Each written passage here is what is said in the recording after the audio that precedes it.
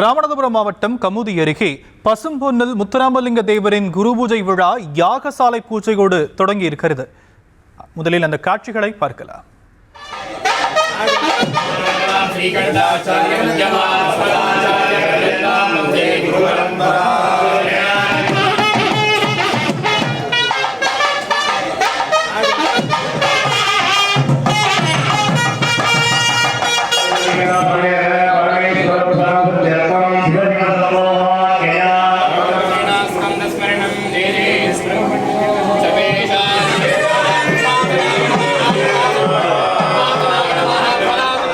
முத்துராமலிங்க தேவரின் குரு பூஜை விழா யாகசாலை பூஜையோடு தொடங்கியிருக்கும் காட்சிகளை பார்த்து வரக்கூடிய நிலையில் விவரங்களை நம்முடைய செய்தியாளர் ராமமூர்த்தி வழங்கலாம். கேட்கலாம். ராமமூர்த்தி, ஏற்பாடுகள் தொடர்பான மேலும் விவரம்.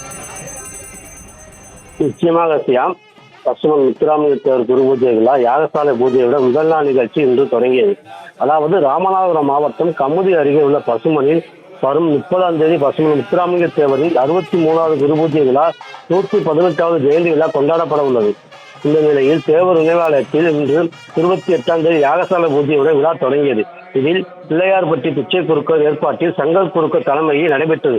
இந்த பூஜையில் தேவர் நினைவாலய பொறுப்பாளர் காந்தி மீனா நடராஜன் மற்றும் முன்னாள் மத்திய அமைச்சர் பொன் ராதாகிருஷ்ணன், முன்னாள் திருமங்கலம் சட்டமன்ற உறுப்பினர் சரவணன் ஆகியோர் கலந்து கொண்டனர். பின்னர் யாகசாலையில் வைக்கப்பட்ட புனித நீர் கொண்டு தேவர் சிலைக்கு அபிஷேகம் செய்யப்பட்டு குரு பூஜை இன்று தொடங்க ஆரம்பித்தது.